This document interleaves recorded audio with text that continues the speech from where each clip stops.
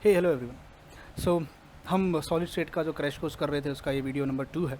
मैं उम्मीद करता हूँ आपने वीडियो नंबर 1 ऑलरेडी देखा होगा। हमने जो पहला वीडियो था उसमें हमने बहुत कुछ चीज़ें डिस्कस करी थी, जहाँ पे हमने यूनिट सेल के बारे में डिस्कस किया था, फुलरीन के बारे में, ग्रेफाइट के बारे में, allotropes, ionic compound, crystal and amorphous के बारे में। तो अगर आपने पहला वीडियो नहीं देखा है तो मैं आपसे रिक्वेस्ट करता हूँ कि आप प्लीज़ आगे पहला वीडियो देखिएगा।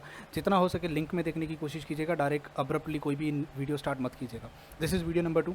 तो अब इस पर्टिकुलर वीडियो में हम जो बात करने वाले हैं, अच्छा मैं पहले बता दूँ, पिछले एक वीडियो में हम लोगों ने कुछ MCQs भी सॉल्व किए थे।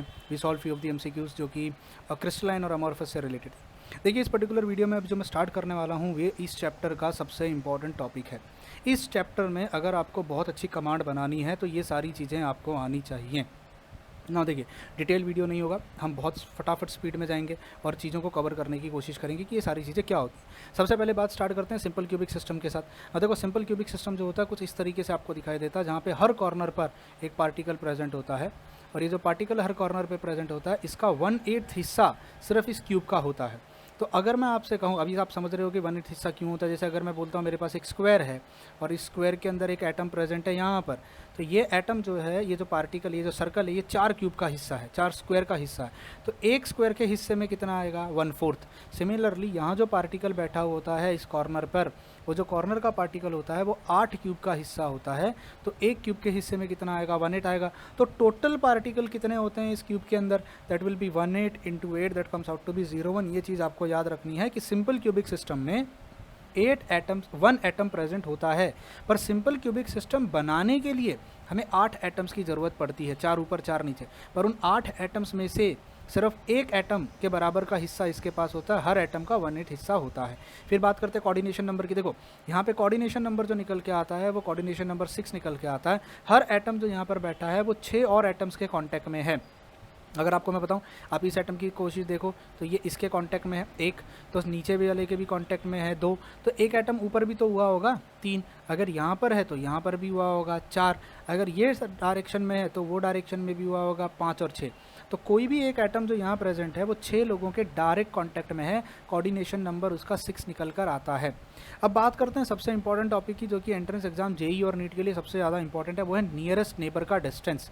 देखो अगर आप इस डायग्राम को ध्यान से देखो, मैं इस एटम को अपना रेफरेंस अगर मानूं, अगर मैं इस एटम को अपना रेफरेंस मानता हूं और इन दो एटम्स के बीच के डिस्टेंस को अगर मैं एच लेंथ कह देता हूं ए, ये भी ए है और ये भी एक सिंस क्यूबिक सिस्टम है, A will be equal to B will be equal to C. और अगर मैं यहाँ पे पूछूं किसी भी दो एटम के बीच का नियरेस्ट नेबर का नज़दीकी डिस्टेंस निकालो कितना है, तो हमें ये पता चलता है कि इस एटम का, इसको मैंने अपना रेफरेंस माना है, इस एटम के आसपास वाले एटम कितने। देखो सबसे पहले तो एक ये एटम है, दूसरा मेरे पास ये एटम है, तीसरा मेरे पास ये एक एटम है, ठीक है। इन तीनों एटम का जो डिस्टेंस है वो ए के बराबर है, ठीक है। दूसरा एक एटम होगा जो मेरे पास फेस डायगोनल पे इस तरीके से प्रेजेंट होगा, या तो ये होगा या तो ये वाला एटम होगा। फेस डायगोनल पे वो मेरे से प्रेजेंट है तो उसका डिस्टेंस होगा √2 × a, तो वो हो जाएगा 1.414 × a। फिर तीसरा जो एटम है जो मेरे आसपास कहीं मेरे को दिखाई दे रहा है वो ये वाला एटम है जो मेरे से बॉडी डायगोनली प्रेजेंट होगा इस तरीके से। तो यहाँ से वहाँ का डिस्टेंस अगर मैं निकालूँ तो वो √3 × a आता है। याद रखना फेस डायगोनल का फॉर्मूला मैंने लास्ट वीडियो में भी बताया था, दैट्स √2 × a, और बॉडी डायगोनल का फॉर्मूला होता है हमेशा √3 × a। ये एंट्रेंस एग्जाम के लिए याद रखना बहुत इंपॉर्टेंट टॉपिक है ये। अब √3 का वैल्यू कितना होता है? 1.732 × a, ठीक है। तो वो कितना, अब देखो डिस्टेंस देखो, ये है 1a के बराबर, यानी ये वो एटम्स हैं जो 1a पे हैं। 1.414 यानी जो फेस डायगोनली मेरे पास एटम्स प्रेजेंट हैं, यहाँ पे ये जो एटम्स प्रेजेंट है ये 1.41 पे। तो सबसे नज़दीकी एटम कौन सा है? सबसे नज़दीकी एटम वो है जो ए के डिस्टेंस पे प्रेजेंट है। यानी ये 3 एटम जो हैं, अब ये 3 नहीं है, अगर एक एटम ये ऊपर है तो ये नीचे भी होगा, अगर ये साइड में है तो ये साइड में भी होगा, ये अगर ये साइड में है तो ये साइड, मतलब मेरे आसपास ऐसे 6 एटम्स हैं जो ए के डिस्टेंस पे हैं। पर हम ये नहीं कैलकुलेट कर रहे कितने नज़दीकी हैं, हम ये कैलकुलेट कर रहे हैं सबसे नज़दीकी एटम कौन सा है, नियरेस्ट नेबरिंग डिस्टेंस कितना है। तो सर नियरेस्ट नेबरिंग डिस्टेंस यहाँ पर इतना है। अब इसके अंदर आपको क्या चीज़ याद रखनी है? Packing efficiency. अब ये पैकिंग एफिशिएंसी का मैं डेरिवेशन यहाँ पे नहीं करके दूंगा आपको, पैकिंग एफिशिएंसी का डेरिवेशन मैं डिटेल वीडियो में आपको बता दूंगा। पर यहाँ पर आप देख रहे हो खाली जगह प्रेजेंट है, यू कैन सी खाली जगह उसको कहा जाता है वॉइड्स। तो हमारे सिंपल क्यूब में 48% जगह खाली पड़ी होती है और अप्रॉक्सीमेटली 52% जगह ऑक्यूपाइड होती है, यानी ये पार्टिकल्स ने 52% जगह अंदर की ऑक्यूपाई कर ली है और खाली जगह जो आपको दिख रही है वो 48% होती है। इसके बाद जो एक सबसे इंपॉर्टेंट रिलेशन है वो है रेडियस और ए के बीच का, एज लेंथ के बीच का रिलेशन कितना आता है, A is always equal to 2r, क्योंकि एटम्स एक दूसरे को टच कर रहे हैं यहाँ पे। अगला टॉपिक आता है डेंसिटी ऑफ ए क्यूब। इस क्यूब का अगर कोई डेंसिटी निकालने बोले तो आप इस क्यूब का डेंसिटी कैसे निकालोगे? अगर आपको कोई डेंसिटी निकालने के लिए कहे तो आप कैसे निकालोगे? देखो बड़ा सिंपल है। इसके अंदर एटम्स कितने हैं? सर एक एटम है कुल मिला के। तो एक एटम का वजन कितना होता है? Molar mass divided by Avogadro number, ये याद रखना। एक एटम का वजन हमेशा इतना होता है। तो molar mass upon Avogadro number क्या हो गया? डेंसिटी ऑफ क्यूब अगर निकालना है तो सबसे पहले क्या निकालना पड़ेगा? Weight of cube divided by volume of cube. Volume of cube कितना हो गया? ए क्यूब। पर वेट ऑफ क्यूब कितना है भाई? जितने एटम है उनका वजन। तो यहाँ पे molar mass upon Avogadro number is mass of one atom. एक एटम का वजन उतना होता है, ये याद रखना। किसी एक एटम का या एक मॉलिक्यूल का molar mass divided by Avogadro number. तो molar mass upon Avogadro number into 1, क्यों 1 किया मैंने? क्योंकि एक ही एटम है, डिवाइडेड बाय ए क्यूब। दूसरा जो सबसे इंपॉर्टेंट क्वेश्चन है, आपको अगर कोई कहे दैट मेरे पास आयन 56 ग्राम आयन है मेरे पास, बताओ उस आयन में कितने यूनिट सेल होंगे सिंपल क्यूब के? तो देखो समझने की कोशिश करो।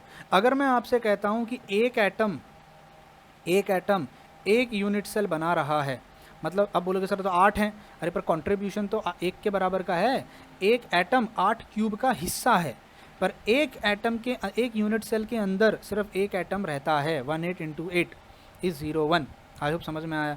तो यहाँ पर अगर मैं आपसे कहता हूँ कि एक एटम एक यूनिट सेल बनाता है, और अगर मैं आपसे पूछ रहा हूँ बताओ 56 ग्राम आयरन में कितने यूनिट सेल होंगे, तो आप मुझे सिर्फ इतना बता दो कि 56 ग्राम आयरन के अंदर एटम्स कितने हैं। भाई नंबर ऑफ़ एटम्स कैसे निकालोगे? तो नंबर ऑफ़ एटम्स निकालने का सिंपल फार्मूला होता है number of mole multiplied by Avogadro number. अब नंबर ऑफ़ मोल कैसे निकालते हैं बेटा? नंबर ऑफ़ मोल निकालने का सिंपल सा तरीका क्या होता है? Weight upon molar weight. तो अगर मैं यहाँ पे सब्स्टिट्यूट करूँ weight upon molar weight multiplied by Avogadro number, इससे मुझे क्या मिल गया? टोटल नंबर ऑफ़ एटम कितने होंगे उस 56 ग्राम में। फिर मुझे डिवाइड किससे कर देना है? भाई एक एटम एक यूनिट सेल में कितने एटम होते हैं? तो यहाँ एक यूनिट सेल में एक एटम होता है, तो मैं उसको डिवाइड कर दूंगा 1 से। तो अगर नंबर ऑफ़ यूनिट सेल निकालने कहा जाए तो जितना वजन दिया रहेगा उसको उसके मोलार मास से डिवाइड करके एवोगैड्रो नंबर से मल्टीप्लाई करके z से डिवाइड कर देना। z का मतलब एक यूनिट सेल के लिए कितना लगता है। अब देखो इस चीज़ को आप जब तक कंपैरेटिव स्टडी नहीं करोगे ये समझ में नहीं आएगा। अब जैसे BCC की बात करते हैं, बॉडी सेंटर्ड क्यूब को अगर आप देखो, इस बॉडी सेंटर्ड क्यूब के अंदर हमारे पास बॉडी के बीच में एक एटम होता है। ये जो बीच का एक एटम होता है वो सबको टच करके हिला देता है अपनी जगह से, ठीक है। ये इसका रेडियस ये होता है, इसका रेडियस ये होता है, ये इसका रेडियस होता है। तो अब मैं कह सकता हूँ that A is not equal to 2r। तो सबसे पहली चीज़ क्या बताओ? नंबर ऑफ़ एटम कितने? सर देखो देख के समझ में आ रहा है। एक तो पूरा का पूरा बीच में है, वो पूरा का पूरा है। बाकी जो कॉर्नर पे बैठा है वो कितना है? 1/8 हिस्सा उसका है। तो 1/8 into 8 + 1 that gives you 0.2। Coordination number कितना है? सर सेंटर का ले लो कि कॉर्नर का ले लो, दोनों का कोऑर्डिनेशन नंबर कितना होगा? दोनों का कोऑर्डिनेशन नंबर 8 निकल कर आएगा। तो बॉडी सेंटर क्यूब के लिए कोऑर्डिनेशन नंबर 8 होता है, ये याद रखना। इसके बाद अगला चीज़ हमें क्या देखना है? भाई मेरे पास नज़दीकी एटम कितने? देखो अगर मैं इस एटम को अपना रेफरेंस मानता हूँ, इस एटम को अपना रेफरेंस मानता हूँ, तो देखो एक एटम मुझे यहाँ दिख रहा है, सेम एटम मुझे यहाँ भी दिख रहा है, उतना ही एटम मुझे वहाँ भी दिख रहा है। तो इन तीनों ऐसे ही एटम नीचे भी दिखेगा, ऐसे ही एटम यहाँ भी दिखेगा, ऐसे ही एटम ये डायरेक्शन में भी दिखेगा। अब मैं ये नहीं देख रहा हूँ नंबर ऑफ़ एटम कितने हैं, मेरे को ये पता करना है इन एटम्स के बीच का डिस्टेंस कितना है। तो ये मुझे जो डिस्टेंस निकल के आ रहा है ये है 1a के बराबर, एज लेंथ के बराबर। फिर मुझे फेस डायगोनल पे एटम दिख रहा है, can you see? I can see atom at a face diagonal. वो कितना हो जाएगा? √2 इंटू ए, यानी 1.414 इंटू ए। फिर मुझे ना फेस डायगोनल के बाद बॉडी डायगोनल पे उधर का एटम दिख रहा है, ये देख रहे हो? ये एटम ये भी तो मेरे नज़दीक वाला है, तो मुझसे उसका डिस्टेंस कितना होगा? वो मेरे बॉडी डायगोनल पे प्रेजेंट है, तो मेरा उससे डिस्टेंस हो जाएगा √3 इंटू ए। ये √3 इंटू ए यानी वो कितना हो गया? 1.7 इंटू ए। अब ना एक एटम जो बीच में बैठा हुआ है, उससे और मेरे बीच में भी एक एटम है बॉडी डायगोनल पे जो प्रेजेंट था, तो मेरा यहाँ से लेके यहाँ तक का जो डिस्टेंस होगा वो डिस्टेंस कितना हो जाएगा? यहाँ से लेके यहाँ तक का डिस्टेंस वो हो जाएगा बॉडी डायगोनल का आधा, यानी √3 इंटू ए का हाफ वो आंसर निकल के आएगा 0.7 इंटू। अब मुझे बताओ यहाँ पे सबसे छोटी वैल्यू कौन सी है? सर सबसे छोटी वैल्यू बेटा यहाँ पे 0.7 इंटू ए आती है। मतलब जो मेरे से जो बॉडी डायगोनल वाला एटम है वो सबसे करीब है, फिर ये वाला एटम है, फिर ये वाला एटम है, और फिर ये वाला एटम है। मतलब अगर मैं नंबर देना स्टार्ट करूँ तो इस एटम के करीबी एटम अगर मैं निकालूँ तो ये एटम सबसे पहला है, पहला, ये एटम दूसरे नंबर पे आएगा, ये एटम तीसरे नंबर पे आएगा, और ये एटम चौथे नंबर पे आएगा जो मेरे करीब है। तो नियरेस्ट नेबर कौन सा होगा? नियरेस्ट नेबर मेरे से बॉडी डायगोनल वाला होगा। ये मेरा फर्स्ट है, सेकंड है, थर्ड है एंड फोर्थ है। आप समझ गए इसको? ओके, अब चलते हैं अगली चीज़ पे। अगला क्वेश्चन है इसकी पैकिंग एफिशिएंसी कितनी है? इसकी पैकिंग एफिशिएंसी आती है 68%। मैं डेरिवेशन पे भी फिलहाल नहीं जा रहा हूँ, पर इसका 68% पैकिंग मतलब 68% जगह इसके अंदर ऑक्यूपाइड है और 32% जगह खाली पड़ी हुई है, वॉइड्स। अगला रिलेशन देखो, अगला जो मेरा रिलेशन है वो सबसे इंपॉर्टेंट रिलेशन कहा जाता है, relation between A and R. अगर मैं यहाँ से बॉडी डायगोनल को देखूँ, बॉडी डायगोनल अगर मैं देखूँ तो वो निकल के आती है √3 इंटू ए। अगर अंदर का एटम और यहाँ बैठा हुआ एटम अगर सेम है, अगर अंदर में बैठा हुआ एटम और यहाँ बैठा हुआ एटम अगर सेम है, तो यहाँ से लेके वहाँ का डिस्टेंस 4 रेडियस के बराबर होगा। इसका रेडियस, इसका रेडियस, फिर से इसका रेडियस और फिर इसके रेडियस। तो मैं कह सकता हूँ बॉडी डायगोनल जो कि √3 इंटू ए है वो 4r के बराबर है। तो ए का वैल्यू कितना हो जाएगा? 4/√3 इंटू आर। अब ये डिस्टेंस याद रखना, यहाँ से लेके यहाँ तक लेके जाओ और फिर उसको √3 से डिवाइड कर दो, तो a = 4/√3r सबसे इंपॉर्टेंट रिलेशन है, इस रिलेशन को याद रखना। अगली चीज़ क्या याद रखनी है बॉडी सेंटर्ड क्यूब में? Density of cube. देखो यहाँ अगर मुझे डेंसिटी निकालनी पड़े तो कितने एटम है? यहाँ पे 2 एटम है, पर एक एटम का वजन कितना होता है? मास upon Avogadro number, molar mass. अब याद रखना, मैं यहाँ पे क्या मान के चल रहा हूँ? अंदर का एटम और कॉर्नर का एटम सेम है। सर अलग भी होते हैं क्या? जी हाँ, अलग भी हो सकते हैं। अंदर कोई और एटम बैठा हो, कॉर्नर पर कोई और एटम बैठा हो, तो फार्मूला मॉडिफाई करना पड़ेगा। यहाँ पर दोनों सेम है तो एक एटम का वजन मल्टीप्लाइड बाय कितने एटम्स हैं? वहाँ पर 2 हैं, तो यहाँ 2 आया। पीछे डायग्राम में देखो तो पीछे डायग्राम में सिर्फ 1 था, तो मास अपॉन एवोगैड्रो नंबर इंटू 1, क्योंकि एक एटम था। यहाँ पे mass into Avogadro number into 2, समझा? डिवाइडेड बाय ए क्यूब तो यानी उसका length into breadth into height, volume. अब अगर तुमसे पूछा जाए नंबर ऑफ यूनिट सेल कितना है, देखो नंबर ऑफ यूनिट सेल का बड़ा सिंपल सा फॉर्मूला है, total number of atoms divided by atoms in 1 unit cell. अब अगर मैं तुमसे कह दूं मेरे पास सोडियम है जो कि BCC बनाता है, सोडियम ने BCC बनाया है, मतलब यहाँ भी सोडियम है, अंदर भी सोडियम है, और मैंने बोल दिया मेरे पास उसका 56 ग्राम सोडियम है, बताओ उसमें कितने यूनिट सेल होंगे? तो भाई मुझे पता है 2 एटम 1 यूनिट सेल बनाएंगे, 2 एटम 1 यूनिट सेल बनाएंगे। 1 + 1 इंटू 8, 2 आया था। अब पता करो 56 में कितने एटम्स हैं। तो नंबर ऑफ एटम्स कैसे निकालते हैं? मैंने आपको पहले ही बताया था। नंबर ऑफ एटम्स निकालने का तरीका, weight upon molar weight multiplied by Avogadro number. तो 56 ग्राम मतलब कितने एटम? तो 56 डिवाइडेड बाय सोडियम का 23 होता है, मल्टीप्लाइड बाय एवोगैड्रो नंबर। अब उसको डिवाइड किससे कर दो? एटम्स इन 1 यूनिट सेल, तो 2 होता है, यानी Z। तो यहाँ आंसर कितना आएगा? यहाँ 0.2 आएगा। पीछे कितना आया था? पीछे यहाँ पे 1 आया था। तो ये फार्मूला, ये जनरल फार्मूला याद रखो, wait upon molar weight into Avogadro number divided by Z, यानी नंबर ऑफ यूनिट सेल अगर निकालना हो तो यहाँ पे कितना आ जाएगा? यहाँ पर 2 आ जाएगा, ठीक है। यहाँ डेंसिटी में ऊपर कितना, अब कैन यू सी इसमें और इसमें भी हम कुछ रिलेशन निकाल सकते हैं। हाँ, हम मोलार मास की जगह इस फॉर्मूले को सब्स्टिट्यूट कर सकते हैं वहाँ पर, समझ में आया? या Z की जगह हम इस चीज़ को सब्स्टिट्यूट, तो बहुत बार जब क्वेश्चन आते हैं वो आपसे नंबर ऑफ यूनिट सेल पूछा होता है, पर मोलार मास नहीं दिया होता है, डेंसिटी दिया होता है, और क्यूब किस टाइप का है बताया होता है, और A दिया होता है। तो आप उससे क्या निकालोगे? Molar mass. फिर उस मोलार मास को सब्स्टिट्यूट कहाँ करोगे? यहाँ पर, और आपको नंबर ऑफ यूनिट सेल मिल गया। तो आपको ये दोनों फॉर्मूला अगर पता है, कभी भी न्यूमेरिकल सॉल्व करते समय पहले फॉर्मूला देखो, फिर देखो उसमें हमको जो चीज़ चाहिए वो दी है क्या। अगर नहीं दी है तो हम उनको सॉल्व करेंगे। इसके मैं आपको MCQs या न्यूमेरिकल अभी लास्ट में करके बताऊंगा, जाना मत, मैं आपको करके दिखाऊंगा कि उनको कैसे करते हैं, ठीक है। लास्ट में आगे चलते हैं। जो हमारे पास लास्ट टाइप का यूनिट सेल बना है उसको हम कहते हैं फेस सेंटर्ड यूनिट सेल, जो कि जेई के लिए इंपॉर्टेंट है, नीट के लिए। इसको फेस सेंटर्ड यूनिट सेल कहते हैं, जहाँ पे फेसेस पर एटम प्रेजेंट होते हैं। अब सबसे मेन चीज़ आपको यहाँ पे क्या याद रखनी है, सबसे बड़ी चीज़ आपको याद रखनी है नंबर ऑफ एटम्स। देखो कॉर्नर पे बैठा हुआ एटम जो होता है वो 1/8 होता है, और फेस पे बैठा हुआ एटम आधा होता है, हाफ होता है। तो टोटल नंबर ऑफ एटम्स कितने हो जाएंगे, 1/8 × 8, 8 एटम कॉर्नर के, ऊपर और नीचे 4 मिला के, और हर फेस पे आधा आधा एटम प्रेजेंट है, तो हाफ × 6 यानी 4 एटम निकल कर आते हैं। तो याद रखना फेस सेंटर क्यूब के अंदर 4 एटम होते हैं। अगला कोऑर्डिनेशन नंबर, देखो ये बहुत इंपॉर्टेंट चीज़ बता रहा हूँ। जो एटम जिसने FCC बनाया है, जिस एटम ने FCC बनाया है, वो अपने ही कॉर्नर एटम्स के साथ अगर टच कांटेक्ट में आता है इस तरीके से, तो ये इसके भी कांटेक्ट में होगा, ये इसके भी कांटेक्ट में होगा, ये नीचे वाले के भी कांटेक्ट में होगा, साइड वाले के भी कांटेक्ट में होगा, और ये एटम बाहर के क्यूब में भी है। मतलब मैं इसको इस तरीके से आपको दिखाना चाहूँगा। यहाँ देखिए, इधर अगर मैं इस एटम की बात करूँ, यहाँ पर ये जो एटम यहाँ प्रेजेंट है, ये देखिए, ये एटम कितने लोगों के कांटेक्ट में हो सकता है। देखो ये एटम आधा इसका हिस्सा है, आधा इस येलो क्यूब का हिस्सा, इस वाले क्यूब का हिस्सा है। तो अगर इसके फेस के ऊपर एक एटम प्रेजेंट है, तो इसके फेस पे भी तो एक एटम प्रेजेंट होगा। अगर इसके बाहर एक एटम है, तो इसके बाहर भी तो एक ऐसा एटम प्रेजेंट हुआ होगा। अगर उसके नीचे एक एटम है, तो इसके यहाँ पर भी तो नीचे की तरफ एक एटम प्रेजेंट हुआ होगा।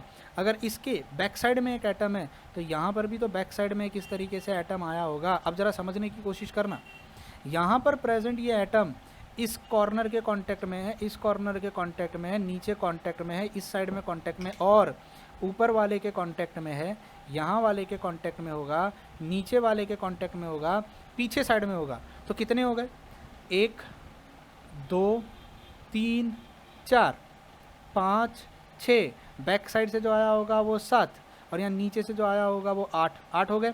तो इसके फेस सेंटर के भी तो कांटेक्ट में होगा 9, और यहाँ साइड में जो आया होगा 10, इसके नीचे जो आया होगा 11, और बैक साइड से जो यहाँ फेस सेंटर बना होगा 12।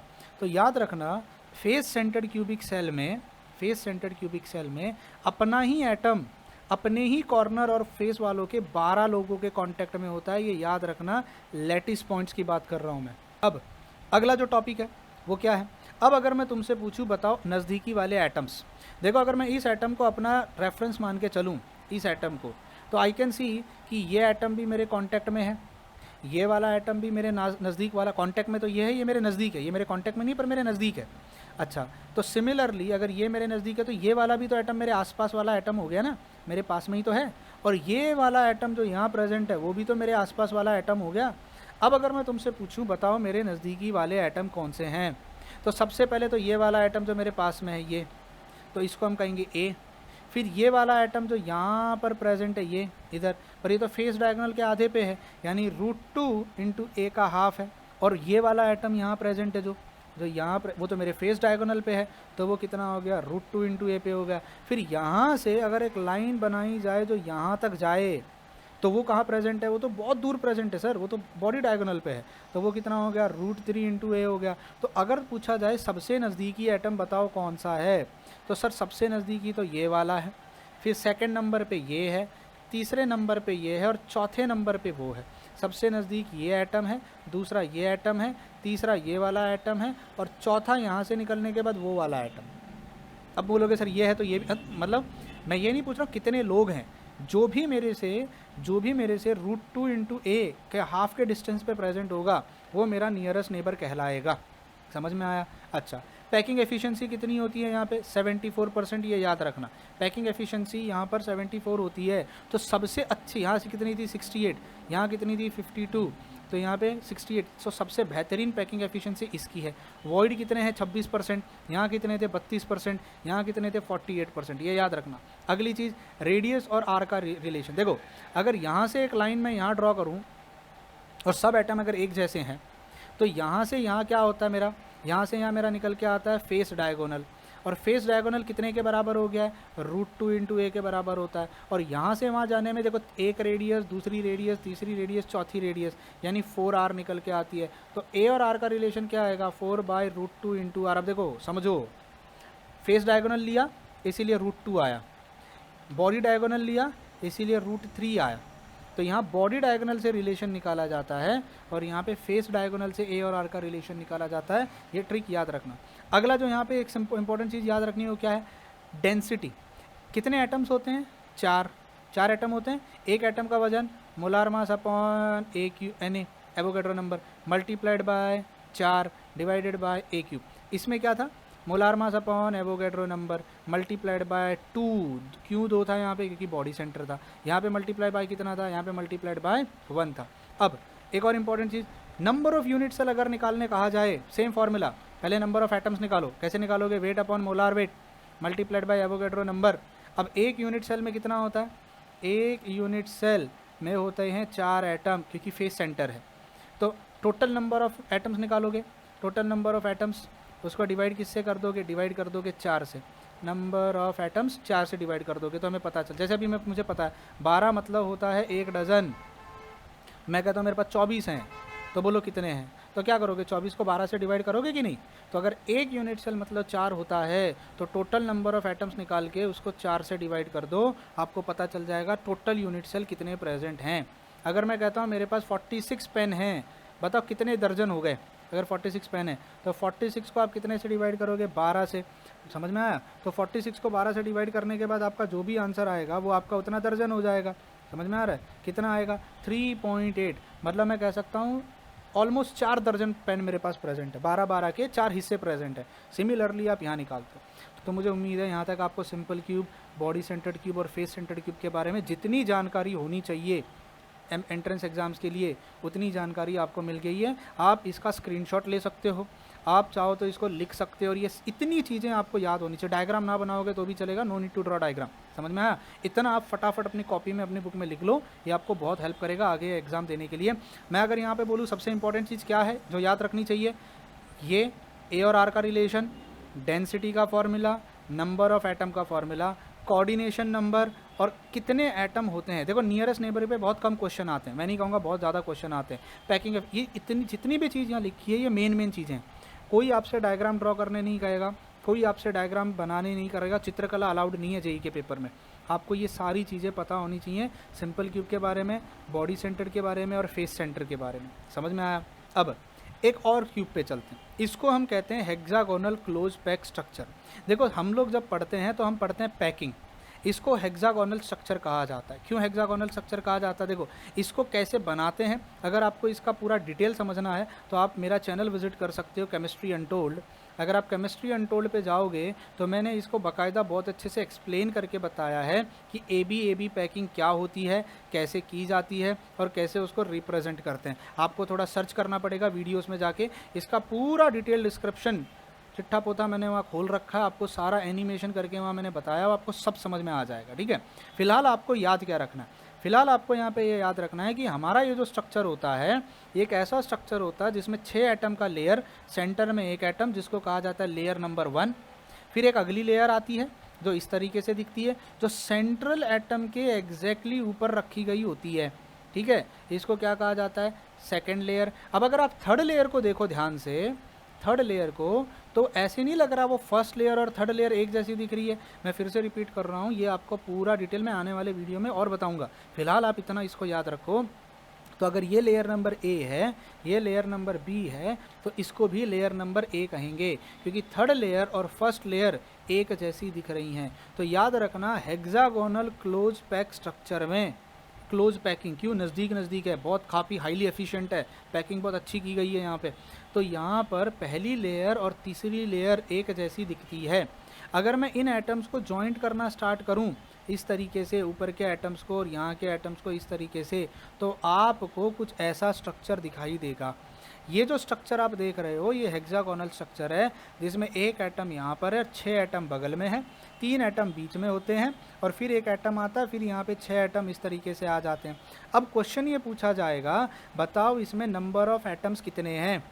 तो कैसे पता करोगे, देखो ये जो एटम यहाँ प्रेजेंट है ये 6 क्यूब का हिस्सा है। कैसे, अगर मैं यहाँ इसको बनाऊँ ऐसे इस तरीके से, तो ये 3 क्यूब ऊपर आएंगे, 3 क्यूब यहाँ पर बगल में निकल के आएंगे ऐसे, आप समझ पा रहे हो। तो ये ऐसे भी तो क्यूब बनेगा ना इस तरीके से, ऊपर और नीचे ऐसा, ऐसे नीचे की तरफ।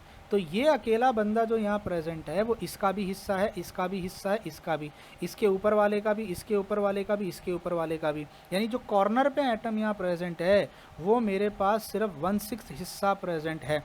और जो बॉडी के बीच में प्रेजेंट है यहाँ, वो ऊपर वाले का और नीचे वाले का, तो इसका कितना हिस्सा होगा? आधा। यहाँ जो प्रेजेंट हैं ये पूरे के पूरे मेरे हैं, क्योंकि वो देख रहे हो आप अंदर आ गए हैं, इनका पूरा का पूरा एक हिस्सा प्रेजेंट होगा। अब अगर तुमको नंबर ऑफ एटम निकालने कहा जाए तो 1/6 मल्टीप्लाइड बाय 6 एटम ऊपर के, 6 एटम नीचे के, कितने हो गए? 12, प्लस हाफ इंटू ये एक एटम आधा, ये एक एटम आधा, कितना हो गया? 2, प्लस ये 3 के 3 मेरे हैं, प्लस 3 एटम्स अगर आप चेक करो तो ये 1 हो जाएगा, ये यहाँ पे 2 हो जाएगा, 3 4 5 और एक 6, आंसर 6 निकल के आता है। तो हेक्सागोनल क्लोज पैक स्ट्रक्चर में नंबर ऑफ एटम 6 होते हैं, ये याद रखना। समझ में आया? ये बहुत इंपॉर्टेंट चीज़ है जो मैंने आपको अभी बताई है। अब और कुछ इंपॉर्टेंट चीज़ मैं आपको बताऊँ। ऑल्टरनेट लेयर एक जैसी होती हैं, अगर ये ए लेयर है तो ये अगर बी लेयर है तो ये फिर से ए लेयर हो जाएगी। 6 फोल्ड्स एक्सेस का सिमेट्री होता है। अब देखो ये वाला पॉइंट शायद आपको ना समझ में आए, आप इस पॉइंट को फिलहाल के लिए छोड़ देना, इसको मैं आगे वाले टाइम में जब आगे बहुत डिटेल में पढ़ाऊंगा, जब मैं पढ़ाऊंगा सिमेट्री के बारे में, ठीक है, मेरे एक क्यूब के अंदर कितनी सिमेट्री होती हैं। अगर आपको सिमेट्री के बारे में पढ़ना है तो फिर से मैं कहूँगा मेरा जो चैनल है केमिस्ट्री अनटोल्ड, उस पर मैंने एक डिटेल्ड वीडियो बनाया हुआ है, सॉलिड स्टेट की प्लेलिस्ट ओपन करोगे तो आपको वहाँ पे दिखेगा सिमेट्री एलिमेंट्स इन क्यूब करके आपको एक वीडियो मिलेगा, वहाँ जाके आपको देखना plane of symmetry, axis of symmetry, ये सारी चीज़ें मिलेंगी। अगली बात, each atom is surrounded by 12 atom. कैसे? देखो मैं ऊपर वाले एटम की अगर बात करूँ, इस एटम की 6 एटम तो उसके आसपास में यहीं हो गए, ठीक है, 3 एटम नीचे हो गए, तो 3 एटम वापस से ऊपर भी तो आएंगे दोबारा, तो उसके अगल बगल में कितने एटम हो गए? 6 एटम यहाँ हो गए, 3 एटम यहाँ हो गए, 3 एटम ऊपर। तो यहाँ पर कोऑर्डिनेशन नंबर कितना निकल के आएगा? 12। ये याद रखना, कोऑर्डिनेशन नंबर 12 होता है। Z का वैल्यू कितना निकल के आया? 6, कोऑर्डिनेशन नंबर 12। दूसरी इंपॉर्टेंट चीज़, 74% जगह इसकी ऑक्यूपाइड होती है। इसके अंदर भी 74% जगह अगर आप चेक करोगे, डेरिवेशन करोगे, इसका डेरिवेशन पे हम नहीं जाएंगे क्योंकि जेई के पेपर में डेरिवेशन नहीं आता है। 74% जगह इसकी ऑक्यूपाइड होती है और 26% जगह इसकी खाली पड़ी होती है। ये तो फेस सेंटर के बराबर हो गया, देख रहे हो, 74 और 26। तो पैकिंग एफिशिएंसी के मामले में HCP और FCC पैकिंग एफिशिएंसी में सेम होते हैं, पर नंबर ऑफ एटम अलग हैं। इसमें 06 होते हैं, इसमें 04 होते हैं, बाकी सब सेम होता है। इसका कोऑर्डिनेशन नंबर कितना होता है? 12। इसका भी 12 होता है। इसकी पैकिंग एफिशिएंसी कितनी होती है? 74%। इसकी भी 74%। इसके अंदर वॉइड कितनी प्रेजेंट होती हैं? 26%। इसके अंदर भी 26% प्रेजेंट होती है। बस नंबर ऑफ एटम अलग होते हैं। तुम सोच रहे हो कि सर नंबर ऑफ एटम क्यों इतने अलग अलग हैं एटम, तो ये सब सेम कैसे आ गया? क्योंकि भैया एज लेंथ भी तो बदल गई। एज लेंथ देखो आप, सारी ये स्ट्रक्चर भी तो बदल गया, तो इसकी एफिशिएंसी इसके बराबर निकल के आती है, इसीलिए इसको साथ में पढ़ाया जाता है। आई होप HCP के बारे में इतनी जानकारी आपके पास होनी चाहिए। ठीक है, आगे बढ़ते हैं। आई होप आपको ये भी समझ में आ गया होगा कि कोऑर्डिनेशन नंबर हम कैसे निकालते हैं फेस सेंटर क्यूब का। अब जाते जाते कुछ इंपॉर्टेंट चीज़ पढ़ाना चाहता हूँ आपको। देखो, जब आप एटम्स को अरेंज करना स्टार्ट करते हो, जब भी आप एटम को अरेंज करते हो तो खाली जगह बनती हैं। जैसे 3 एटम को अरेंज करने पे बीच में खाली जगह बनी होगी यहाँ पे, ठीक है, इस खाली जगह को हम कहते हैं वॉइड। और सिंस ये 3 एटम ने मिलकर बनाई है, उनको कहा जाएगा ट्रायंगुलर वॉइड। जब 4 एटम को जोड़ोगे तो आपको ये खाली जगह मिलेगी, क्योंकि ये 4 लोगों ने बनाई है और 4 लोगों के सेंटर को ज्वाइन करने पे स्क्वायर मिलता है, इसको स्क्वायर वॉइड कहा जाता है। और ये होती हैं 2 डायमेंशनल वॉइड, क्योंकि ये 2D में है।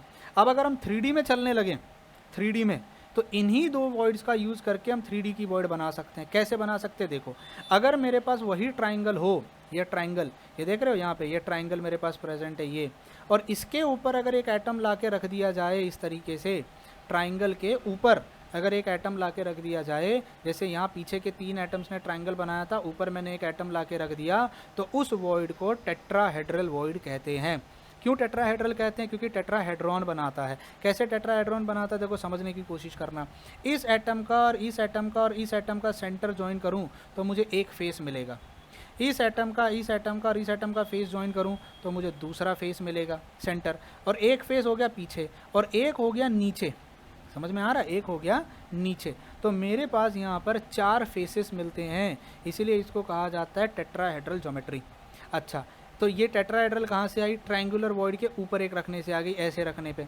और स्क्वायर वॉइड के ऊपर और नीचे अगर रख दिया जाए, स्क्वायर वॉइड के ऊपर और स्क्वायर वॉइड के नीचे अगर एक एटम ला के रख दिया जाए तो मुझे ऑक्टाहेड्रल वॉइड मिलती, क्योंकि ऑक्टाहेड्रॉन बनता है। कैसे ऑक्टाहेड्रॉन बनता है? देखो, अगर मैं अब इसके सेंटर्स को ज्वाइन करूं, एक एटम, दूसरा एटम, तीसरा एटम, चौथा एटम, ऊपर 5वां एटम, नीचे 6वां एटम। अब अगर मैं यहाँ पे आपको फेसेस बना के दिखाऊं, देखो एक फेस तो ये बन गया पिरामिड जैसा, बना कि नहीं बना? पहला फेस। दूसरा फेस बन गया ये वाला ऐसा, कैन यू सी दिस? ये दूसरा फेस बन गया। तीसरा फेस यहाँ बना होगा ऐसे, और चौथा फेस बैक साइड से। मतलब एक छतरी अगर सर्कल है, ये स्क्वायर है, और अगर वहाँ पे ऐसे मैं फेस बनाऊँ तो 4 फेस बनते हैं। तो सिमिलरली नीचे से भी 4 फेस बने होंगे इस तरीके से, यहाँ पर भी तो 4 फेस बने होंगे। तो टोटल मिला के कितने फेस बने? 8। इसीलिए इसको ऑक्टाहेड्रल वॉइड कहा जाता है। अब तो इस स्क्वायर वॉइड के ट्रायंगुलर वॉइड से क्या मिला? टेट्राहेड्रल। स्क्वायर वॉइड से क्या मिला? ऑक्टाहेड्रल। और इसी स्क्वायर वॉइड से दूसरा भी मिलता है, और उसको क्या कहते हैं? Cubic void. जो 4 एटम ऊपर हैं, can you see this? 4 atom, तो इसके बीच में स्क्वायर वॉइड बना, और 4 एटम नीचे हैं, उन 4 एटम की भी स्क्वायर वॉइड बनी। तो जो बीच में खाली जगह बन रही है उसको कहा जाता है क्यूबिक वॉइड। समझ में आया? यानी बॉडी सेंटर वाली जो जगह बनती है अंदर अंदर, ये जो बॉडी सेंटर यहाँ बन रहा होगा अंदर की तरफ, ये इधर, इसको हम कहते हैं क्यूबिक वॉइड। तो मेरे पास जब एटम्स का अरेंजमेंट किया जाता है, व्हेनेवर आई अरेंज एटम्स, मुझे हमेशा वॉइड्स मिलना स्टार्ट होती हैं। अब क्वेश्चन उठता है कि एटॉमिक अरेंजमेंट कितने टाइप के होते हैं? तो देखो, जब एटॉमिक अरेंजमेंट की बात की जाती है, जिसको कहा जाता है पैकिंग, तो पैकिंग करने का सबसे पहला तरीका होता है 1 डायमेंशन में। यानी आप एटम्स को लेके आ रहे हो और एटम्स को लाके यहाँ पे इस तरीके से खड़ा कर दे रहे हो। भाई कोई भी नेचर में 1 डायमेंशन में प्रेजेंट नहीं होता, पर फिर भी मान लेते हैं। इसका कोऑर्डिनेशन नंबर कितना निकल के आएगा? अगर एज के एटम्स को छोड़ दो और बीच के एटम्स को देखो, तो इसका कोऑर्डिनेशन नंबर निकल के आता है 2। इसको लीनियर पैकिंग कहते हैं। अब बात करते हैं 2 डायमेंशन में। 2 डायमेंशन में पैकिंग करना अगर मैं स्टार्ट करूँ तो मेरे पास 2 तरीका है। एक तो मैं ऐसे पैकिंग कर सकता हूँ और इसके ऊपर एग्जैक्टली एक लेयर लाके खड़ा कर सकता हूँ। अब आप समझ गए रहोगे ऐसे पैकिंग करने का फ़ायदा क्या है। मुझे जो वॉइड मिलती है वो स्क्वायर वॉइड मिलती है, लेकिन आप समझना, अगर ये लेयर ए है, ये भी लेयर ए होगी, अगली लेयर जो आएगी वो भी ए होगी, वो भी ए होगी, वो भी ए होगी, वो भी ए होगी, वो भी ए होगी, ये भी। तो हम कहेंगे इसको ए अरेंजमेंट। क्या कहेंगे इसको? ए टाइप अरेंजमेंट। इसका दूसरा नाम होता है स्क्वायर पैकिंग। क्या बोलते हैं इसको? Square packing. क्यों स्क्वायर? क्योंकि देख रहे हो स्क्वायर बना रहा है, स्क्वायर बनता जा रहा है, जो बार बार अपने आप को रिपीट कर रहा है, और रिपीट करते करते करते करते मुझे क्या बना के दे रहा है? वो मुझे बना के दे रहा है एंटायर क्रिस्टल। तो इसका जो यूनिट सेल है वो स्क्वायर है, इसलिए स्क्वायर पैकिंग। अब बात करते हैं 3 डायमेंशन। अच्छा, इसमें एक और पैकिंग हो सकती है। कैसे पैकिंग हो सकती है? अगर ये एटम की लेयर ऐसे रखी जाए और दूसरी लेयर को ऐसे कर दिया जाए, ऐसे इस तरीके से, इस तरीके से अरेंज कर दिया जाए, तो इसके ऊपर फिर से ये देख रहे हो आप अगर आप नोटिस करो, ये अगर लेयर ए है तो ये बी हो जाएगी, ये फिर से ए हो जाएगी, ये फिर से बी हो जाएगी। तो इस अरेंजमेंट का नाम दिया जाएगा ए बी टाइप अरेंजमेंट, और इसको क्या कहा जाएगा? हेक्सागोनल। क्यों? अगर आपसे मैं पूछूं बताओ इस एटम के अगल बगल में कितने लोग हैं जो डायरेक्ट कॉन्टैक्ट में हैं, तो सर 6 लोग हैं। तो यूनिट सेल क्या बन रहा है? यूनिट सेल सर यहाँ पर जो यूनिट सेल बन रहा है वो हेक्सागोन बन रहा है। Can you C? हेक्सागोन बनते जा रहा है जो अपने आप को रिपीट करते जाएगा। तो आप हेक्सागोन कैसे भी बना सकते हो। तो ये हेक्सागोन है जो यहाँ पे बार बार खुद को रिपीट करेगा। तो इसका यूनिट सेल क्या हो जाएगा? इसका यूनिट सेल हेक्सागोन हो जाएगा। इसको क्या नाम दिया जाता है? Hexagonal packing. Hexagonal packing. लेकिन ये हेक्सागोनल किस में है? ये हेक्सागोनल 2D में है। अब मेरे पास जब 3D का अरेंजमेंट मैं स्टार्ट करूँगा तो 3D अरेंजमेंट कैसा होगा? ऐसे एटम्स को आप अरेंज करोगे। ये तो 2D हो गया सर, और 2D में भी कौन सा है? ये 2D में ये वाला अरेंजमेंट है, और एग्जैक्टली इसके पीछे आप एटम्स को अरेंज करना स्टार्ट करोगे इस तरीके से। You will arrange atom exactly इसके पीछे इस तरीके से, layer by layer arrangement start हो जाएगा। तो आपको नहीं लग रहा ये वाला जो अरेंजमेंट आप देख रहे हो बेसिकली, इसमें अगर ये लेयर ए है तो ये भी लेयर ए है, ये भी लेयर ए है, तो इसको हम कहेंगे क्यूबिक। देखो क्यूब बन रहा है। Can you see this? अगर मैं इनके सेंटर्स को जोड़ दूं पीछे वालों को भी, तो ऐसे मुझे जो मिलेगा वो क्या मिलेगा? वो क्यूब मिलेगा। इसलिए इसको कहा जाता है cubic arrangement, simple cubic arrangement. अब इसी को अगर 2D में लिया जाए इस स्ट्रक्चर को अगर 2D में बनाया जाए तो मुझे क्या मिलेगा, हेक्सागोनल पैकिंग मिलेगा। पर वो हेक्सागोनल पैकिंग अलग होगा, वो हेक्सागोनल क्लोज पैक नहीं होगा, वो हेक्सागोन, उसमें ये मिडल लेयर नहीं आएगी, उसमें आपकी ऊपर की लेयर और नीचे की लेयर आएगी। समझ में आया? तो इस तरीके से हमारे पास इतने अलग अलग टाइप की पैकिंग होती हैं। देखो पैकिंग्स के ऊपर कभी क्वेश्चन नहीं पूछा जाता, तो आप इसमें निश्चिंत रहो, इसमें आपको ज़्यादा दिमाग ख़राब करने की ज़रूरत नहीं है। पैकिंग क्वेश्चन आएगा वॉइड पे, इवन वॉइड पे भी नहीं क्वेश्चन पूछा जाता, क्वेश्चन पूछा जाएगा स्ट्रक्चर्स के ऊपर। फिलहाल हम कुछ क्वेश्चंस लेते हैं और उन क्वेश्चंस को टैकल करने की कोशिश करते हैं। तो चलिए स्टार्ट करते हैं पहले न्यूमेरिकल के साथ। और जो पहला न्यूमेरिकल है वो है total volume of atoms present in face centred cubic unit cell of a metal is. Total volume of atoms, देखो एक एटम की वॉल्यूम कितनी होती है, वॉल्यूम ऑफ वन एटम का फॉर्मूला कितना होता है, 4/3 पाई आर क्यूब, एक एटम का। हमारे फेस सेंटर में जितने भी टोटल एटम प्रेजेंट है उनकी टोटल वॉल्यूम कितनी है। अब हमें पता है फेस सेंटर क्यूब के अंदर हमने थोड़ी देर पहले पढ़ा था 4 एटम प्रेजेंट होते हैं। कैसे, 1/2 × 6 फेस वाले प्लस 1/8 × 8 कॉर्नर वाले, बराबर ना। हमने फेस सेंटर में भी थोड़ी देर पहले ये देखा था FCC के अंदर, इफ़ यू ऑल रिमेंबर, हम फेस सेंटर में पढ़ रहे थे 4 एटम प्रेजेंट होता है। तो अगर फेस सेंटर में 4 एटम प्रेजेंट होते हैं तो अब आप मुझे बताओ टोटल वॉल्यूम कितनी होगी। भाई इसको 4 से गुणा कर दो, 4 × 4/3 मल्टीप्लाई कर दो, पाई आर क्यूब कितना हो जाएगा, 16/3 pi R cube. This should be the answer, answer is D, as simple as that. समझ में आया? अगले क्वेश्चन पे चलते हैं। देखिए अगला क्वेश्चन आपका थोड़ा कॉम्प्लिकेटेड है, टैकल करने की कोशिश करते हैं। इसको क्या पूछा है, आयन, सबसे पहले गिवन लिख लो, आयन क्रिस्टलाइजेस इन अ BCC। ठीक है, अगर BCC बोल दिया तो Z का वैल्यू कितना हो जाएगा, 2।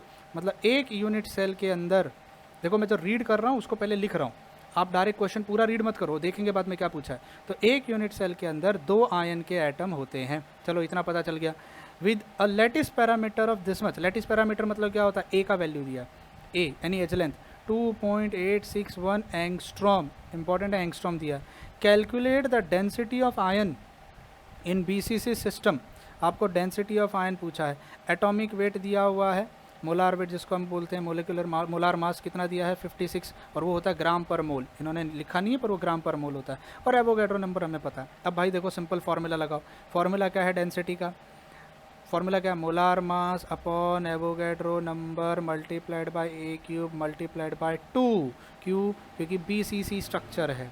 तो mass of one atom multiplied by total atom divided by A³। अब सबसे बड़ी प्रॉब्लम देखो, मोलार मास आप किस में लोगे, 56 ग्राम पर मोल लोगे, डिवाइडेड बाय एवोगैड्रो नंबर कितना होता है, 6.022 × 10⁻23। अब देखो सिंपलिसिटी के लिए हम क्या करेंगे, ज़रा 022 को गोली मार देते हैं थोड़ी देर के लिए, क्योंकि एंट्रेंस का पेपर है तो चलता है।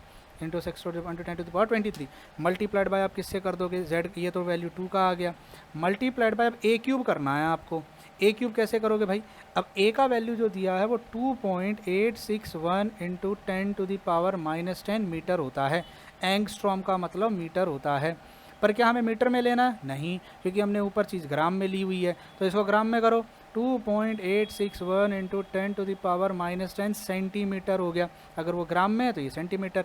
अब अगर मैं A³ लिखूंगा तो मैं कैसे लिखूंगा, 2.861 का होल क्यूब मल्टीप्लाइड बाय 10⁻−10 का होल क्यूब। तो आंसर क्या आएगा, 2.861 the whole cube multiplied by 10⁻, ये देखो मैं 30 लिख देता हूँ यहाँ पे डायरेक्ट, चलेगा, इसको 30 का। अब आपको सिर्फ इसको सॉल्व करना है, 23 और 30 तो वैसे ही कैंसिल हो जाएगा, -7 बचेगा, ऊपर जाके +7 होगा।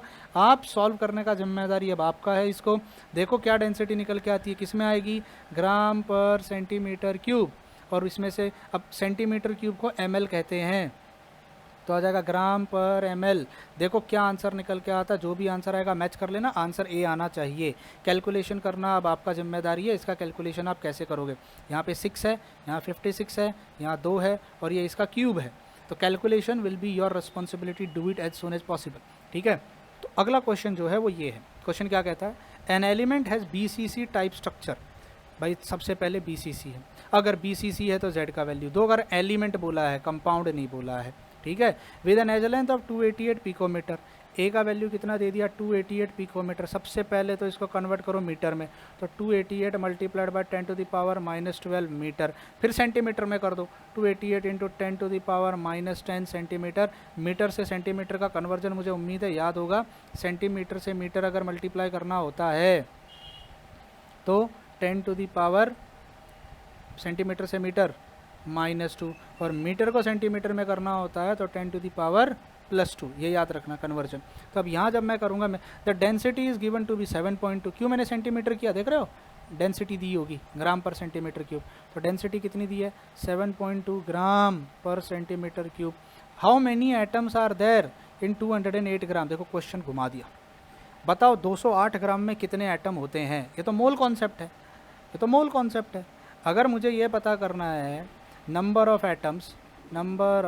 एटम्स, उसका फार्मूला क्या होता है, weight upon molar weight multiplied by Avogadro number.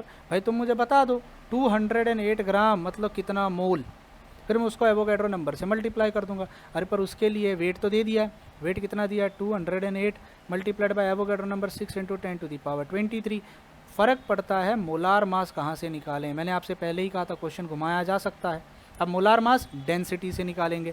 क्यों, क्योंकि डेंसिटी का फॉर्मूला क्या होता है, डेंसिटी का formula molar mass upon Avogadro number multiplied by A cube multiplied by Z. अब अपने को चाहिए मोलार मास, तो molar mass will be equal to density into Avogadro number into A cube upon Z. एक काम करो, इसको जरा यहाँ सब्स्टिट्यूट करो, पहले फॉर्मूले को लिखो मत, क्या पता कुछ कैंसिल आउट हो जाए हमारे से, हो सकता है कैंसिल आउट हो जाए। ज़रा सब्स्टिट्यूट करो मोलार मास को वहाँ पे, तो फार्मूला क्या बनेगा, वेट का वेट रहेगा, एवोगैड्रो नंबर का एवोगैड्रो नंबर रहेगा, होल डिवाइडेड बाय क्या आएगा, density into Avogadro number multiplied by A cube divided by Z. देखो एवोगैड्रो नंबर कैंसिल हो गया, आधा सरदर्द खत्म हो गया। जेड को ऊपर ले लो, फार्मूला क्या बनेगा, weight upon density into A cube into Z. अब आपको नंबर ऑफ एटम्स मिल गए। क्या किया मैंने, वेट दिया था, मोलार मास निकालना था, एवोगैड्रो नंबर से मल्टीप्लाई करना था, क्योंकि नंबर ऑफ एटम्स का फॉर्मूला है mole concept. Number of atoms का फॉर्मूला वही होता है ना, 1 मोल इज एवोगैड्रो नंबर। तो तुम मुझे बताओ कितना मोल है, मैं उसको मल्टीप्लाई कर दूंगा वेट अपॉन मोलार मास। तो मोलार मास दिया नहीं था, उसको मैंने डेंसिटी से निकाला, मोलार मास को यहाँ लिख रखा, इसको यहाँ किया, सब्स्टिट्यूट किया, एवोगैड्रो नंबर कैंसिल हो गया। अब आपको इसको सॉल्व करना है सिर्फ, you just have to solve this. वेट आपको दे दिया है, जेड आपको पता है क्योंकि बॉडी सेंटर बोला है, डेंसिटी आपको दिया है, ए क्यूब आपको मल्टीप्लाई करना है, उसको मैंने ऑलरेडी सेंटीमीटर में कन्वर्ट कर दिया है। आंसर निकालने का जिम्मेदारी आपका, क्रॉस चेक करने के लिए आंसर सी आना चाहिए, वो भी इतने एटम्स निकल के आने चाहिए। ठीक है, आगे बढ़ते हैं। देखो जो अगला क्वेश्चन है वो है ये, इस क्वेश्चन में कहा है डेंसिटी दी हुई है कितनी 7.5 into 10 to the power 3 kg पर मीटर क्यूब। अरे बाप रे, ठीक है। फेस सेंटर क्रिस्टल बोला है, तो FCC क्रिस्टल बोला है, and metal of density this has a face centred crystal, यानी Z का वैल्यू 4 हो गया, विद लेटिस पैरामीटर A। अब A का वैल्यू इन्होंने 400 पिकोमीटर दिया है। अब हम डायरेक्ट कन्वर्जन करेंगे, हमने सीख लिया 400 पिकोमीटर को कन्वर्ट करने का तरीका क्या होगा, 400 multiplied by 10 to the power -10 centimetre. हमने लास्ट इसमें देखा था कि हम किस तरह कर रहे थे, हमने पिकोमीटर को मीटर में किया, मीटर से सेंटीमीटर, तो -10 का कन्वर्जन फैक्टर निकल के आता है। तो हम यहाँ पर भी क्या करेंगे, तो यहाँ पर भी हम 400 को -10 सेंटीमीटर कर देंगे।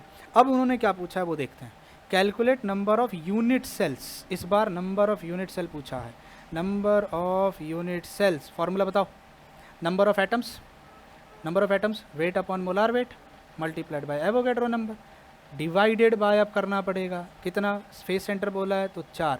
देखो पिछले इसमें उन्होंने ये नहीं पूछा था number of unit cell, number of atoms, तो नंबर ऑफ एटम्स का फॉर्मूला तो ये होता है। अगर यूनिट सेल पूछा होता तो हम उसको 2 से डिवाइड कर देते, बिकॉज एक unit cell is equal to 2, तो इतने एटम आए तो डिवाइड बाय 2, तो यूनिट सेल पता चल जाते। अब हमें यहाँ पे क्या करना पड़ेगा, हमें यहाँ पे पूछा है नंबर ऑफ यूनिट सेल्स, तो एक फेस सेंटर में 4 एटम होते हैं। आप number of unit cell, number of atoms निकालो, मैं 4 से डिवाइड कर दूंगा। वेट कितना दिया हुआ है, सर वेट इतने केजी में पूछा, देखो यहाँ सब कुछ केजी में है, तो क्या मुझे यहाँ पर सेंटीमीटर की ज़रूरत है क्या, नहीं, मुझे यहाँ सेंटीमीटर की ज़रूरत नहीं, क्योंकि जब सब कुछ इसमें दिया हुआ है तो मैं एक काम करता हूँ, इसको भी 400 को -12 मीटर कर देता हूँ। डेंसिटी अभी देखो यहाँ नहीं तो इसको ग्राम में करोगे, इसको सेंटीमीटर क्यूब में करोगे, झंझट मारी क्यों करना। अपने को क्या चाहिए, अब अपने को चाहिए वेट। वेट कितना दे दिया है 0.015 kg multiplied by Avogadro number, हमें पता होता है एवोगैड्रो नंबर कितना है, मल्टीप्लाइड बाय 4 हो गया। हमें चाहिए सिर्फ मोलार मास, तो what will be molar mass, same formula, molar mass will be equal to density into Na into A cube divided by z। ये समझा, डिवाइडेड बाय z। अब देखो इसको यहाँ सब्सटीट्यूट करूँगा मैं, तो देखो मेरा फार्मूला क्या बनता है। सबसे पहले तो मैं इसको हटा देता हूँ थोड़ी देर के लिए। अब सब्सटीट्यूट करो, देखो बड़ा मजा आएगा, बहुत सारी चीज़ें कैंसिल हो जाएंगी। सब्सटीट्यूट करो तो this will be weight multiplied by Avogadro number divided by molar mass. Molar mass क्या है, density into Avogadro number into A cube divided by z। और यहाँ पर भी तो 4 आ रहा था, यानी वो z था। अगर आप इस फॉर्मूले को देखो तो इस फॉर्मूले में यहाँ पे क्या होता है, z होता है। अब देखो z और z कैंसिल, Na और Na कैंसिल, तो फॉर्मूला क्या बन गया मेरे पास, weight upon density into A cube. बस मेरे को वेट चाहिए जो दिया हुआ है, डेंसिटी चाहिए जो मुझे दी हुई है, ए का वैल्यू मैंने निकाल लिया है, वो भी मीटर में है। सॉल्व करो और आपको आंसर मिल गया। आंसर निकल के आना चाहिए सी के बराबर। सॉल्व करने का जिम्मेदारी अब आपका हो गया। ये स्टेप समझा मैंने क्या किया, फॉर्मूले को सिंप्लीफाई किया। कुछ बच्चे क्या करेंगे, पहले इसको सॉल्व करेंगे, फिर वहाँ सब्स्टिट्यूट करेंगे, फिर उसको सॉल्व करेंगे। क्यों डबल डबल मेहनत करोगे, जब आपको पता है मोलार मास वहाँ सब्स्टिट्यूट करने पे कुछ चीज़ें कैंसिल हो जाएंगी। Na और Z देख रहे हो, Na और Na कैंसिल हो गया, यहाँ पे Z और Z कैंसिल हो गया। समझ में आया। अगर Z ऊपर भी लेके जाते तो भी वो कैंसिल ही हो जाता। तो सिर्फ ये आंसर। तो अब सर मुझे सिर्फ 3 वेरिएबल चाहिए, डबल न्यूमेरिकल सॉल्व करने की ज़रूरत नहीं है। बढ़ते हैं आगे न्यूमेरिकल की तरफ। अगला न्यूमेरिकल कहता है रेशियो बताओ टोटल वॉल्यूम का, टोटल वॉल्यूम का BCC और सिंपल क्यूब का। अब देखो total volume BCC divided by total volume simple cube. Volume का फॉर्मूला क्या होता है, A cube divided by A cube. ये तो टोटल वॉल्यूम होती है। अब ए और आर का रिलेशन, अब देखो ये सिंपल तो आएगा नहीं। आपको पता है BCC में ए और आर का रिलेशन क्या है। ए की जगह मैं क्या लिख सकता हूँ, 4/√3 into R the whole cube. और सिंपल क्यूब में ए की जगह क्या लिख सकता हूँ, 2r द होल क्यूब। बोलो रेशियो क्या निकल के आएगा। अब देखो ये क्यूब करना है ना, तो ये तो हो जाएगा 64 डिवाइडेड बाय 3√3 और ये हो जाएगा r cube whole divided by 2 का cube 8 divided by r cube. r cube क्या हो जाएगा, कैंसिल। अब मुझे बताओ रिलेशन क्या निकलेगा। तो ये हो रहा है 64 divided by 3√3 whole divided by 8। क्या इसको सॉल्व किया जा सकता है, जी हाँ किया जा सकता है, because this is nothing but 8 divided bye 1। अगर मैं इसको सॉल्व करूँ तो 8 जा 64 होता है, यानी फाइनली मेरे पास आंसर क्या निकल के आ रहा है। अगर आप नोटिस करो तो 8/3√3 डिवाइडेड बाय 1/1 सब कुछ बता रहा है, यानी सिर्फ फॉर्मूला निकल के आ रहा है 8/3√3। So I think so this has to be the answer. समझ में आया मैंने कैसे किया। ए की जगह ए और आर का रिलेशन डाला बॉडी सेंटर का, और इसकी जगह सिंपल क्यूब का रिलेशन डाला। आर क्यूब ये आर क्यूब कैंसिल हो गया। ये 4 क्यूब कितना होता है 64, 3√3 का √3 का क्यूब कितना होता है 3√3 और ये 2 का क्यूब होता है 8। This is nothing but divided by 1। तो हमने इसको सिंप्लीफाई कर लिया, इसको सॉल्व कर लिया और हमें आंसर मिल गया। चलते हैं अगले क्वेश्चन की तरफ। ये हमारा अगला क्वेश्चन। ये क्वेश्चन क्या कह रहा है, द नंबर ऑफ एटम्स, देखो नंबर ऑफ एटम पूछा है, इन 100 ग्राम पूछा, तो फॉर्मूला लिखो, number of atom, unit cell नहीं पूछा है, number of atom weight upon molar weight multiplied by Avogadro number. अगर यूनिट सेल पूछा होता तो मुझे डिवाइड करना पड़ता जेड के साथ, नहीं करूँगा। ये नंबर ऑफ एटम पूछा, उसमें भी वेट दे दिया है 100 ग्राम दे दिया है, divided multiplied by Avogadro number मुझे पता है, मोलार मास पता है क्या, नहीं दिया है। Calculate number of atoms in 100 gram of an FCC crystal, FCC बोला है, यानी जेड का वैल्यू कितना दे दिया है 4, विद डेंसिटी, डेंसिटी कितनी दी है 5 ग्राम पर सेंटीमीटर क्यूब। बहुत बढ़िया। एज लेंथ किसे में दे दिया, पिकोमीटर में दे दिया है, एज लेंथ पिकोमीटर में दे दिया। तो अब इसको सेंटीमीटर में करो, क्यों, क्योंकि ग्राम सेंटीमीटर है। तो 200 पिकोमीटर कितना हो जाएगा, 200 मल्टीप्लाइड बाय 10⁻⁻10 सेंटीमीटर। याद करो मैंने ये बताया थोड़ी देर पहले। अब हमें करना क्या है, सबसे पहले तो हमें यहाँ मोलार मास चाहिए। फॉर्मूला क्या है मोलार मास का, 100 gram multiplied by Avogadro number whole divided by, मैं डायरेक्ट फार्मूला डाल रहा हूँ मोलार मास का formula, density into Avogadro number into A cube divided by कितना होगा, जेड होगा। सब्सटीट्यूट कर दो इधर, तो क्या हो जाएगा, density into Avogadro number multiplied by A cube whole divided by Z. देखो अब जेड जेड कैंसिल नहीं होगा, अगर यूनिट सेल पूछा होता तो यहाँ जेड आता, तो जेड जेड कैंसिल होता है, यहाँ सिर्फ एवोगैड्रो नंबर कैंसिल होगा।